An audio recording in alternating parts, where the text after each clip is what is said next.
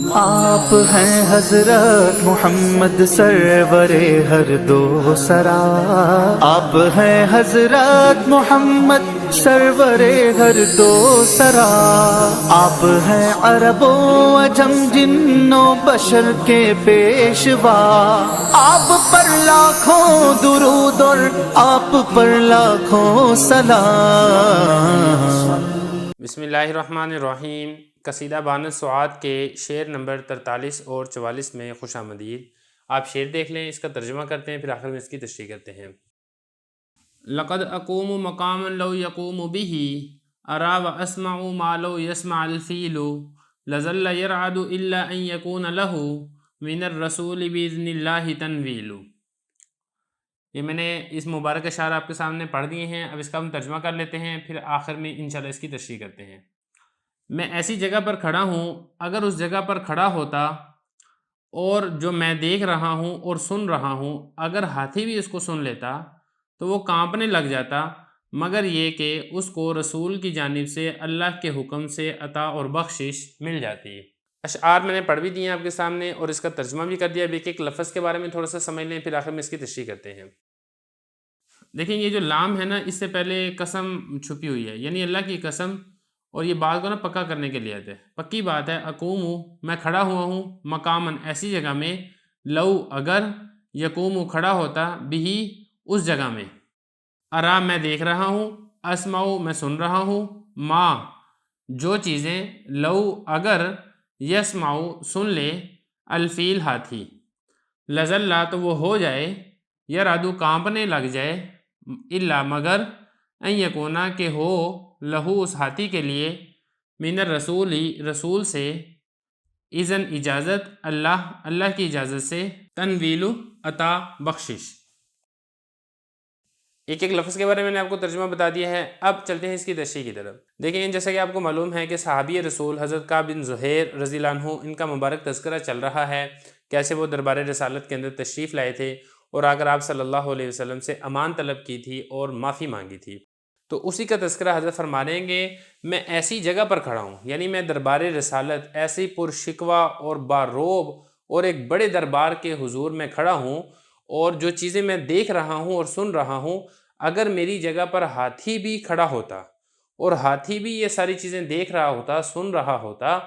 تو ہاتھی بھی مارے خوف کے کانپنے لگ جاتا۔ اتنی باروب مجلس ہے، اتنا نبی کریم صلی اللہ علیہ وسلم کا روب ہے، اور اتنے یہاں پہ انوارات و فیوزات ہیں، مگر یہ کہ اللہ کے رسول یعنی نبی کریم صلی اللہ علیہ وسلم اللہ کی اجازت سے عطا اور بخشش کا معاملہ کرتے اور ہاتھی کو معاف کر دیتے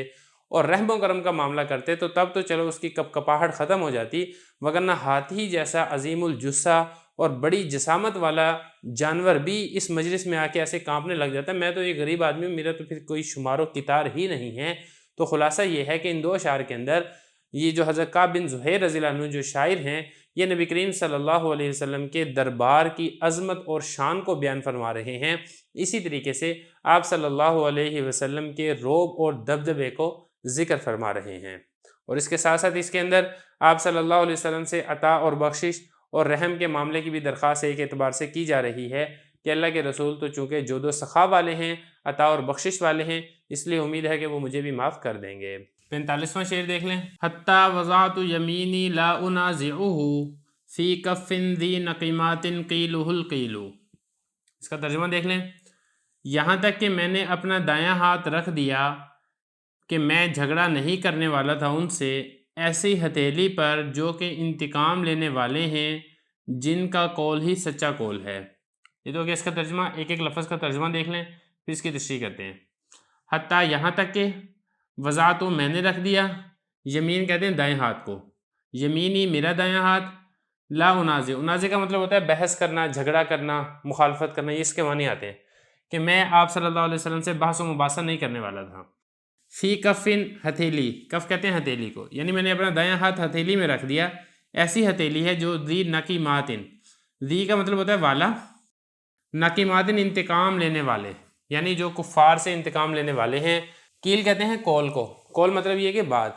یعنی جن کی بات ہی سچی اور سچائی والی بات ہے۔ تو مطلب اس شعر کا کیا ہے؟ دیکھیں مطلب اس شعر کا یہ ہے کہ حضرت کعب بن زہیر رضی اللہ عنہ وہ ارشاد فرما رہے ہیں کہ میں نبی کریم صلی اللہ علیہ وسلم کی خدمت میں حاضر ہوا یہاں تک کہ میں نے اپنا ہاتھ، اپنا جو دایاں ہاتھ ہے، آپ صلی اللہ علیہ وسلم کے دستے مبارک پر رکھ کے آپ صلی اللہ علیہ وسلم کے ہاتھ پر بیعت کر لی۔ اور آپ صلی اللہ علیہ وسلم کی شان یہ ہے کہ جو ایسا مبارک ہاتھ ہے جو کفار سے انتقام لینے والا ہے، اور اسی طریقے سے اور آپ صلی اللہ علیہ وسلم کی ذات مبارک ایسی ذات ہے کہ ایک طرف ہزار باتیں ہوں، ہزار اقوال ہوں، ان میں سے جو سچی ترین اور صحیح ترین قول اور صحیح ترین بات ہوگی وہ نبی کریم صلی اللہ علیہ وسلم کا ہی ارشاد مبارک ہوگا۔ تو یہ فرمانا چاہ رہے ہیں کہ میں نے جو دایاں ہاتھ ہے وہ آپ صلی اللہ علیہ وسلم کے دستے مبارک پر رکھ کے آپ صلی اللہ علیہ وسلم سے میں نے بیعت کر لی، لا انازعہ، اور یہ جو میں نے بیعت کی ہے اس میں نے آپ صلی اللہ علیہ وسلم سے کسی قسم کا جھگڑا نہیں کیا، بحث و مباحثہ نہیں کیا، میں نے کوئی اپنی شرطیں نہیں رکھی کہ میری اگر یہ والی شرطیں پوری ہوں گی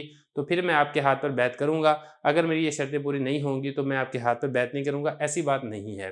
تو اور آپ صلی اللہ علیہ وسلم کی دو صفات بیان فرمائی ہیں، وہ یہ ہے کہ آپ صلی اللہ علیہ وسلم حق کی خاطر کفار سے انتقام لینے والے ہیں، اور دوسری جو صفت ذکر کی ہے وہ یہ ہے، جیسے کہ آپ صلی اللہ علیہ وسلم کی صفت بھی ہے کہ آپ صادق کہلائے جاتے تھے، یعنی سچے کہلائے جاتے تھے۔ تو یہ بتایا کہ باتوں میں سے سچی ترین جو بات ہے وہ آپ صلی اللہ علیہ وسلم کی ہی بات ہے۔ دیکھیں یہاں پہ بعض شارحین نے لکھا ہے کہ نبی کریم صلی اللہ علیہ وسلم مسجد نبوی میں جلوہ افروز تھے، حضرت کعب حاضر ہوئے ہیں اور آپ صلی اللہ علیہ وسلم سے آ کے مصافحہ کیا ہے اور عرض کیا کہ یا رسول اللہ، کعب بن زہیر کفر سے توبہ کر کے اور اسلام قبول کر کے حاضر ہونا چاہتا ہے، اگر میں اس کو آپ کی بارگاہ میں لے آؤں تو آپ اس کی توبہ قبول فرمائیں گے؟ تو آپ صلی اللہ علیہ وسلم نے ارشاد فرمایا کہ ہاں۔ تو پھر انہوں نے عرض کیا کہ یا رسول اللہ میں ہی کعب ہوں، اور یہ کہہ کے پھر آپ صلی اللہ علیہ وسلم کے ہاتھ پر بیعت کر لی، جس کا تذکرہ اس شعر کے اندر کیا جا رہا ہے۔